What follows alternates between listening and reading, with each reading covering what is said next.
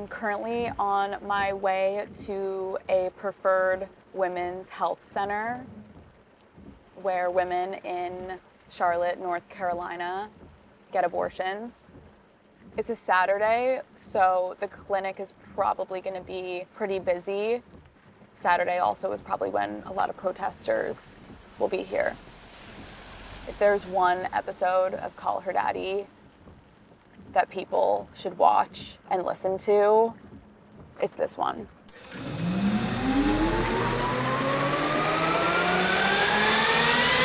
50 years worth of women's rights in America overturned in an instant. And ended a woman's constitutional right to an abortion. Overturning Roe puts every single one of us in danger.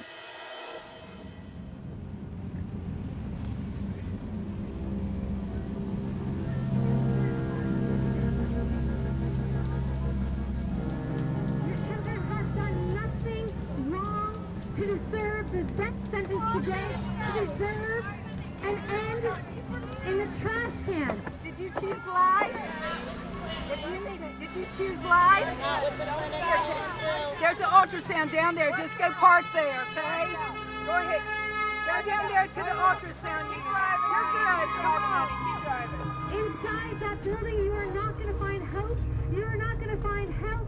You're not going to find joy or peace or any of those things inside that building, because none of those things can come from the murder of your innocent child. That baby is precious in the sight of the Lord. You don't have to go in there today. Don't follow the path of the wicked that are driving you, that are bringing you into this building, lying to you about the humanity of your child, leading you like sheep into the Hi there, I'm a volunteer with the clinic. You're walking in. Ma'am, no matter what you're going through today, that baby's heart is beating. That baby is precious in the sight God's of the word Lord. says the sixth commandment, God says, thou shalt not murder. Call Her Daddy is brought to you by T-Mobile. Daddy Gang, it is time to start getting treated like the main character that you are with T-Mobile, okay? With T-Mobile, you can get exclusive experiences, perks, and benefits like free in-flight Wi-Fi, discounts on hotels and rental cars, and even special access and surprising perks at the hottest shows, concerts, festivals, and sporting events. I want that.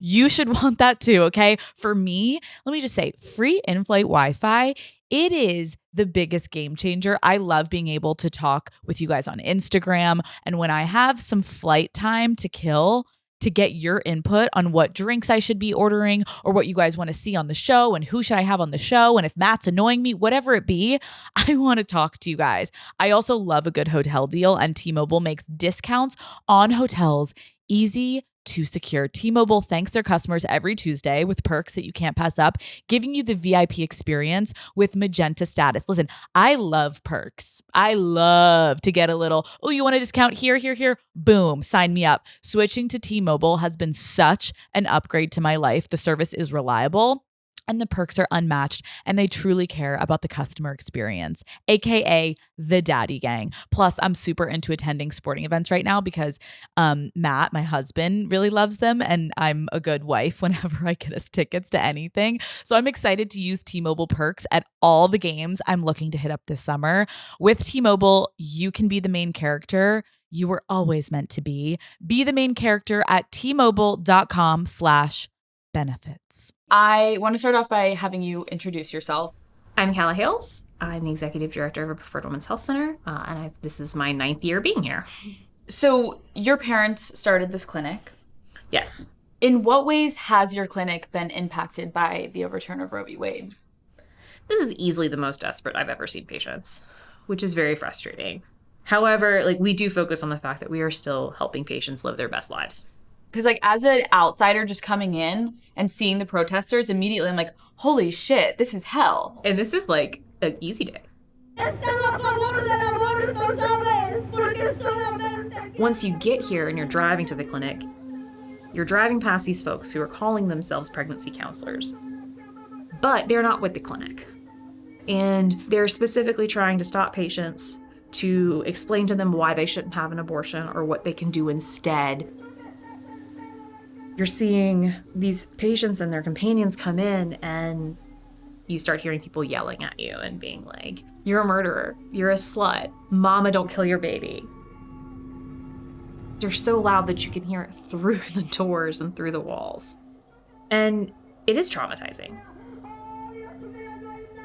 One of the worst and most uncomfortable feelings to have is when a patient comes in and is so distraught and so upset. And, you ask them what's wrong and they're like, "Am I going to die?" I'm like, "Honey, why did you come in if you thought you were going to die?" And she was like, "Well, I can't have this baby. But the guy outside tells me that people die here all the time." And I'm like, the fact that you felt like you were submitting yourself to what you thought could be certain death is just so heartbreaking. Well, now that abortion laws can be determined by each state, conservative America is tightening its grip. So we knew that the United States Supreme Court was going to overturn Roe v. Wade. Fuck, and I mean this with all disrespect in my heart, you. 26 states will ban abortion. You're talking about 36 million women of reproductive age. A 15-year-old girl and my rights are being threatened. And I came here because I'm hoping to not allow these government officials who think they have control over my body to do what they're doing and take us back 50 years of fighting. The day that the ruling came down, I had to immediately call up my staff and tell them to stop seeing patients. Because in Alabama, we had a law that said that all abortion was illegal and anyone who was involved could be put in jail. I'm Robin Marty. I am Operations Director for West Alabama Women's Center, and until a few months ago, it provided about half of the abortions in the state of Alabama.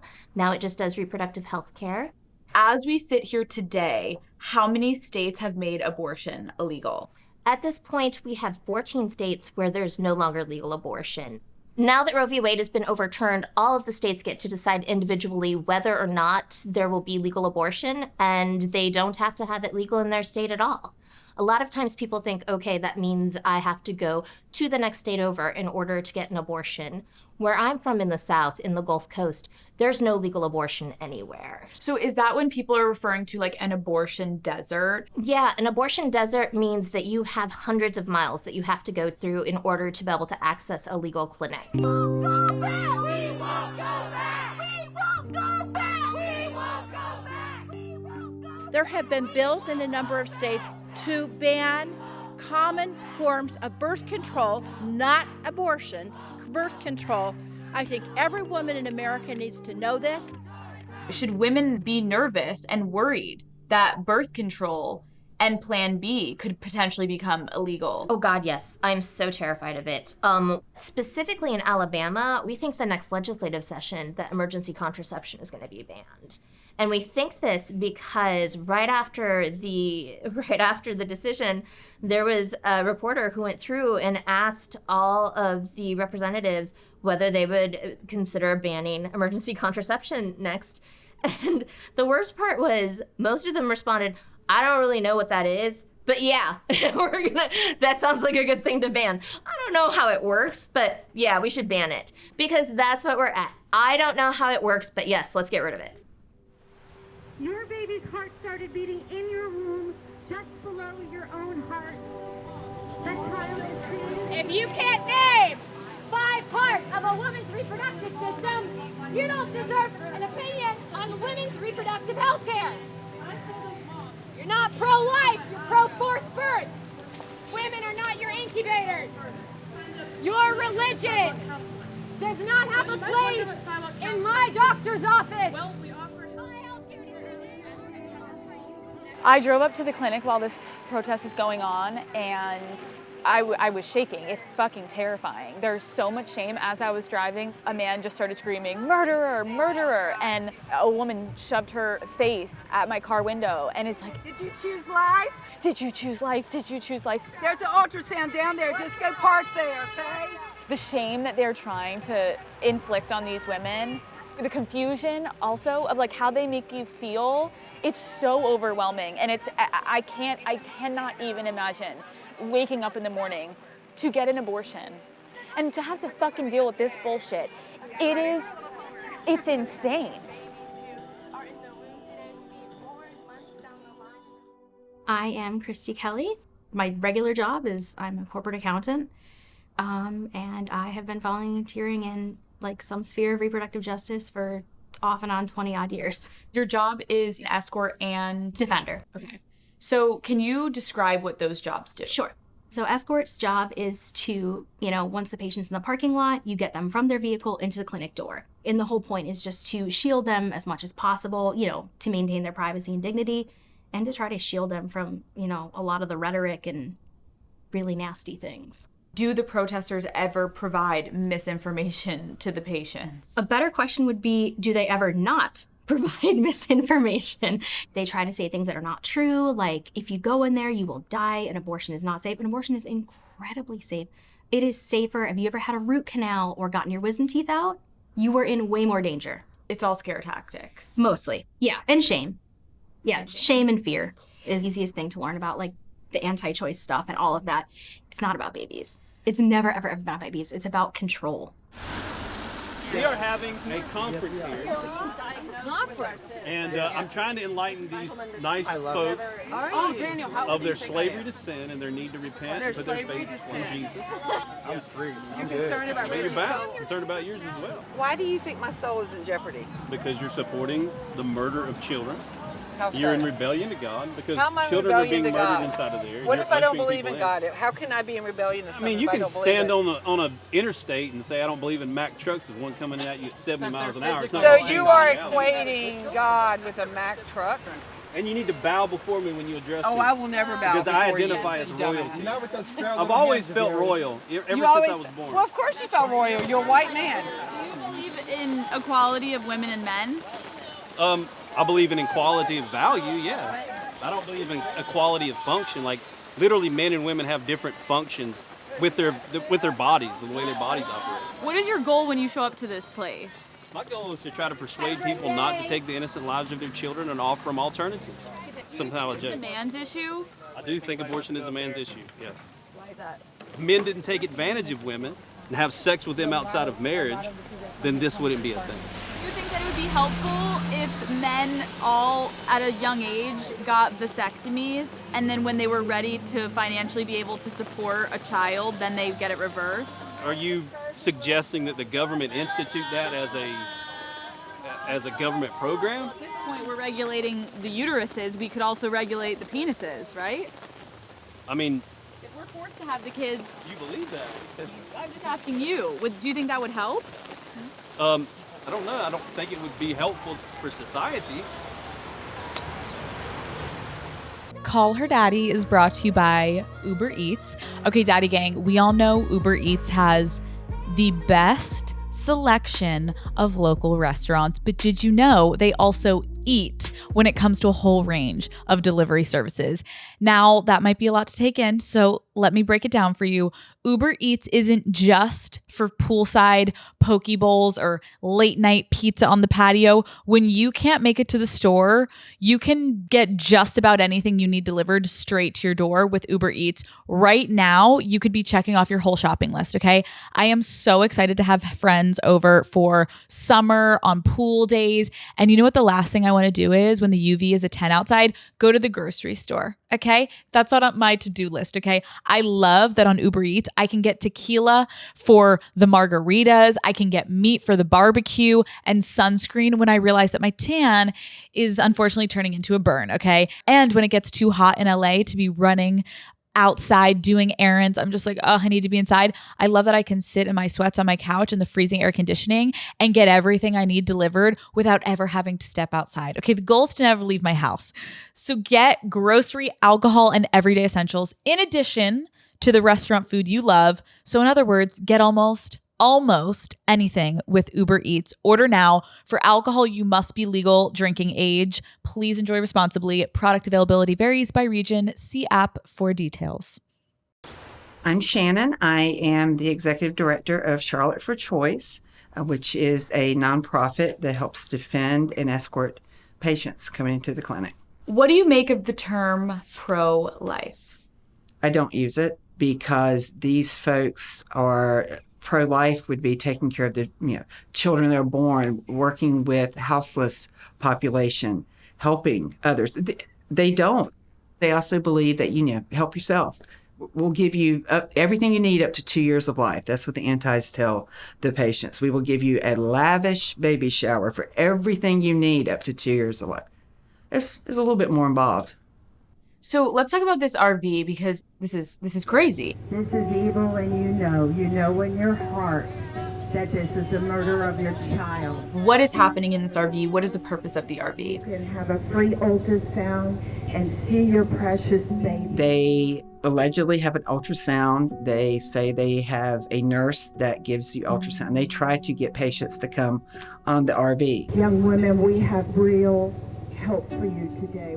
Perhaps they give ultrasounds, but while they're doing that, they're trying to convince them as to why they need to continue the pregnancy. Please do not do this today. They also use this opportunity to hopefully get the patients to not make their appointment, miss their appointment time.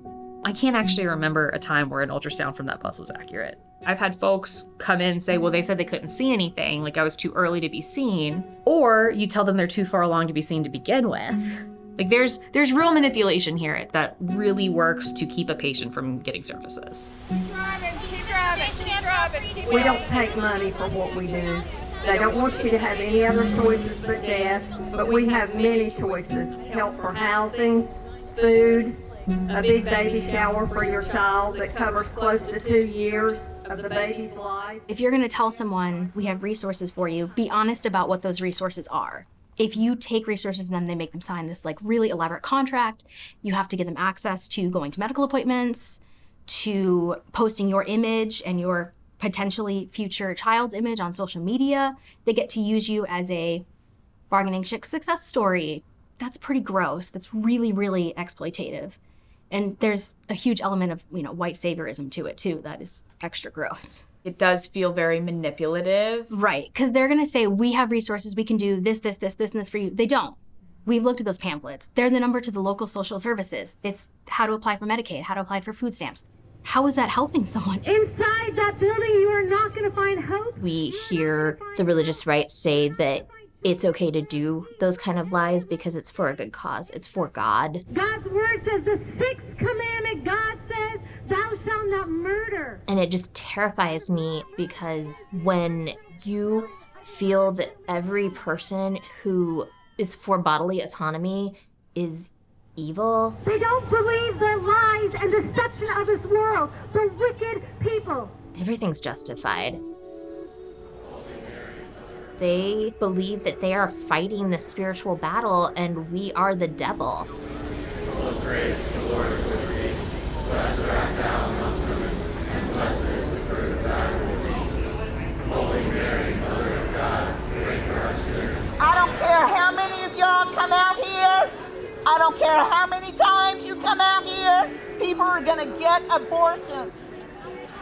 Abortion is still legal in North Carolina. We are still free. You uphold white supremacy. You uphold the legacy of slavery, forced childbirth. How does religion play a part in the fight for women to have access to this type of health care? Your power now, God. Heaven come down. Well, their religion doesn't like women. When you look at all of the language in the decision that overturned Roe v. Wade, it's all hearkening back to the 15 and 1600s when women were possessions that were traded for cows and used to make alliances, but they weren't people. They didn't have any control over their lives.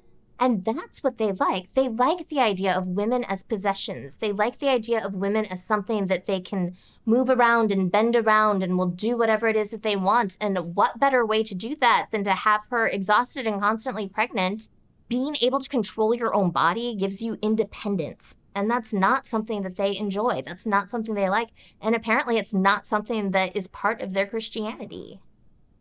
My name's Kristen Smith. My name is Rana. My name's Nick. I'm a non-binary person. My name is Jack. My pronouns are they, them. My name is Victoria Orejel, and I had an abortion. I had an abortion. I had an abortion when I was 20 years old. I found out I was pregnant when I was in my early 20s. And I had an abortion in Texas in 2017. The condom broke. I went and got a plan B. That did not help. And when I found myself in that position, the partner I had at the time, we had a really tumultuous and complicated relationship that was not healthy. I was unemployed. I was just in a period of a lot of instability. I was living with a bunch of roommates.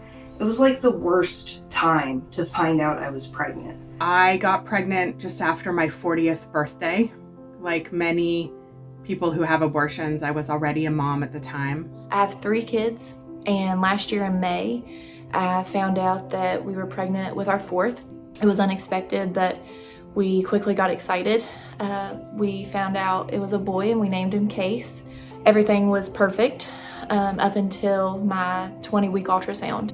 I knew from the moment that I saw the positive pregnancy test that I did not want to continue the pregnancy. I felt my heart sink to like the bottom of my stomach, and I remember I was just crying because I was afraid. I knew in my soul that I couldn't watch Case be born, to struggle to breathe, to go through any type of pain, to just lay there and watch him die. I couldn't imagine it. So I called the clinic in DC, and I scheduled an appointment. For me, it was not a hard decision to have an abortion. I was already struggling to balance work and being a parent. I felt like my kids deserved 100% of my attention. I did have to face protesters on that day, and it made it really hard. It honestly was just really humiliating to have to listen to people scream about me and, tell me I'm a bad person for making a medical decision that has nothing to do with them. Oof. Having an abortion is probably one of the best things that's ever happened to me. Having that access is one of the best things that's ever happened to me. It gave me freedom. It gave me a life. I absolutely would not have been able to carry that to term. There's no way I would have survived that. I would have made sure I didn't survive that. I do think about that pregnancy and think about what my life would have been like if I had added another child to our family at that point. And I'm very glad I made that decision. I felt so relieved that I could finally move on with my life. I could finally heal. I wanted to graduate. I wanted to study abroad. I wanted to do so many things. And because of my abortion, I'm now figuring those things out. And it changed my life for the better. Having the right to an abortion, having my abortion, it saved my life. It allowed me to become a parent when I was good and ready over a full decade later. It meant that I could grow my family on my own terms, according to my own timeline, with a PhD degree in hand and pursuing a career I care about deeply. It meant that I could live my life in the way that I knew was best for me. In our hectic, fast-paced lives, we could use some slowing down. Hogand is made to be savored and enjoyed slowly. Introducing new Haagen-Dazs Belgian waffle cones, a completely new experience that's worth slowing down for. Daddy Gang, you've never had cones like this before, okay? They'll take crunch to a whole new level. Each crispy waffle cone is filled with the velvety smooth ice cream that Haagen-Dazs is known and loved for. Then it's finished with delicious toppings and a decadent bite of sauce waiting for you at the bottom of the cone, okay? Haagen-Dazs Belgian waffle cones come in 4 delicious flavors: vanilla salted caramel, summer berry, triple chocolate fudge, and toasted almond fudge. Boom. Sign me up. You guys know that I have the most hectic days at the office. So when I get home, I love to grab a little treat, toss my phone away, and take a minute to myself. These cones are a must-have in my freezer. I'm obsessed with the summer berry flavor. It's fruity and it's sweet. And seriously, it always hits the spot. It's the perfect way to end a long, stressful day. Ice cream just always hits the spot for me, and these Haagen-Dazs cones are truly the perfect treat. Savor your moment of slow with new Haagen-Dazs Belgian waffle cones, available at retailers nationwide. They know who you are. Yeah. You're pregnant. Yes. Like, is that almost to them like confusing? Like, oh, the woman that's helping give abortions is pregnant now. Like, how do they treat you? Some of them it really does radically fuck with their heads. Last time I was pregnant, I gave birth during COVID. And after I gave birth, I had complications. My daughter had complications. And that information got out somehow. And that led to a lot of protesters being like, this is punishment. Your daughter's gonna die.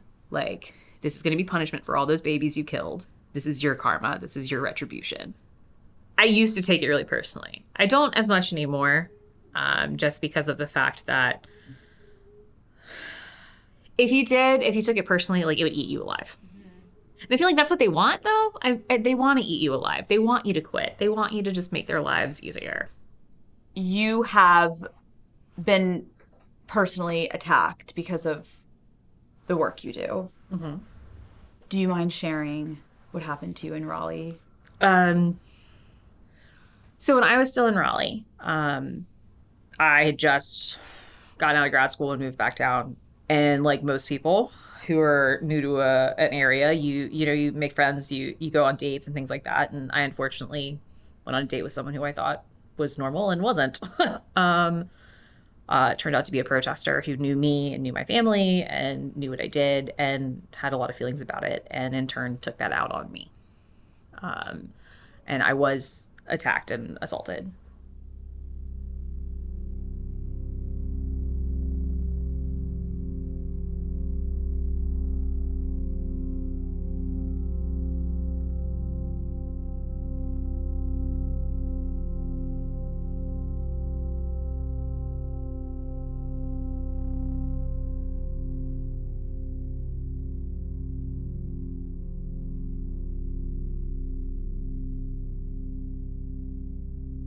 I know her tells. She needs a second. Oh, no. She's seen me do this way too many times. I'm sad because I don't think people understand. It's very hard. It's hard to be an open book. It's difficult to live life really publicly.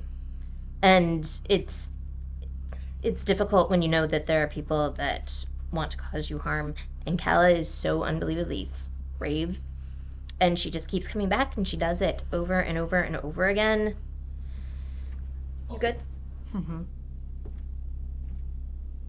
Obviously, you're still working in this field. It's very close to you and your family, but to have something happen to you like that, like, how did you move on? There's a certain level that you don't move on. I will say that it still comes up.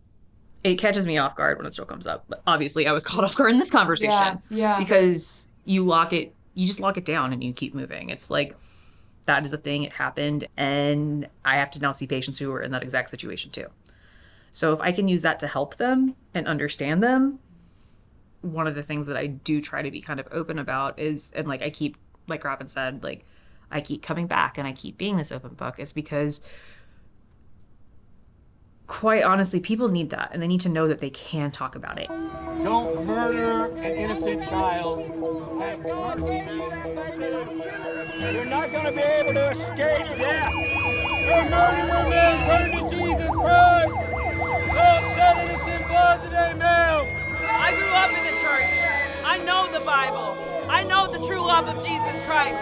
These people, they don't know love. They spread hate. They take his name in vain and spread a message of hate and disgust and vile. Scared little man.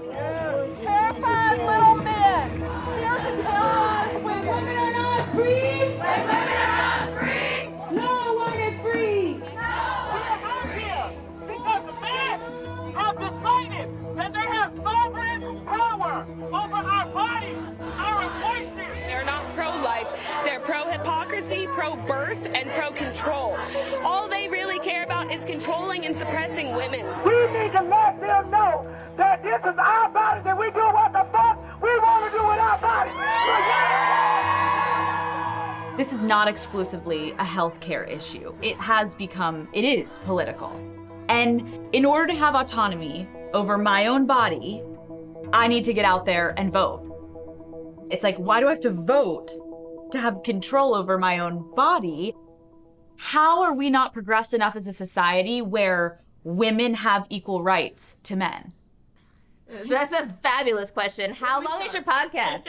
I mean, everything's about inequality, but also it's not just about women not being equal to men. It's about white patriarchal men who are terrified of the idea of losing power, because when they grew up, they've always been the ones in charge. They've always been the ones likely to be running the board meetings. They're the ones that get called on the most in class. They've always been in charge. So much of it is about control, and that does take you back to the patriarchy. If you are not assigned male at birth, you have less power in this country. You just do. At some point, we're going to get to a place where people are going to have to challenge laws, and you challenge laws by breaking them. It's something that, quite frankly, I'm doing at this moment by saying it on a camera because I could get charged with conspiracy in my home state of Alabama. But everybody should have access to an abortion. Everybody can get access to an abortion, and they can do that by accessing pills online. Every person can do that regardless of their state by going to aidaccess.org, ordering pills, and having them. Interesting, the concept of breaking laws. And let's see, because if every single woman in America, if we all join together and we decide, no, we do deserve abortions. It's my fucking body. I'm gonna do whatever the hell I want. There was this amazing protest where 100 women got together and took medication abortion out in the middle of the public square. 2 of them were actually doing actual pills. The rest of them were taking Tylenol or something. Nobody knew who was who and what was what. No one was arrested. That's the kind of shit we need to be doing. What will happen when the government in Alabama sees this? That's an excellent question, and it's one that I'm ready for. At some point, you have to decide what you're willing to do in order to make change. I don't think a lot of people understand what's going on, which is essentially a war against women and our bodies. Coming here has opened my eyes, and I feel so grateful because there's never been a greater moment that Daddy Gang can actually affect what's going on in the world. Like, we genuinely can make a difference and change, and I hope this episode shows, like, this is us. We are the women that could potentially also be going through this one day. And so if we don't fight for ourselves, who the fuck is going to?